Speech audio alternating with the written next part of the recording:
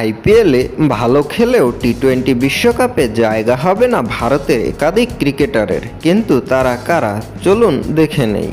আইপিএলের মাঝেই হবে টি-20 বিশ্বকাপের দল ঘোষণা, ফলে বিভিন্ন মহল থেকেই ভাসিয়ে দেওয়া হচ্ছে সম্ভাব্য ক্রিকেটারদের নাম।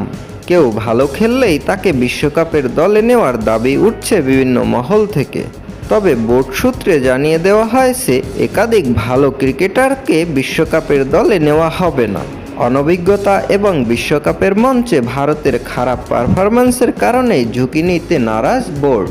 এবারের আইপিএলে ধারাবাহিকভাবে ভালো খেলছেন রিয়ান পরাগ, অভিষেক শর্মা এবং উঠতি প্রতিভা মায়াঙ্ক যাদবেরা। তবু বিশ্বকাপের দলে তাদের হয়তো নেওয়া হবে না। সংবাদ সংস্থার মাধ্যমে জানা গেছে রিয়ান পরাগ, মায়াঙ্ক যাদব, অভিষেক শর্মা, হর্ষিত রানা সবাই ভালো খেলছে। তবে নির্বাচক কমিটি ব্যাপারটার মধ্যে একটা স্বচ্ছতা রাখতে চায়।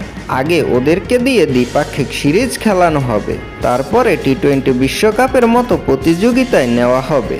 তবে এদের মধ্যে কোনো ক্রিকেটারকে বিশ্বকাপের নেট বোলার হিসাবে যাওয়ার সম্ভাবনাও রয়েছে। টি-20 বিশ্বকাপের পরেই জিম্বাবু এবং শ্রীলঙ্কা সফরে যাবে ভারত। সেখানে সাদা বলের সিরিজ খেলবে তারা।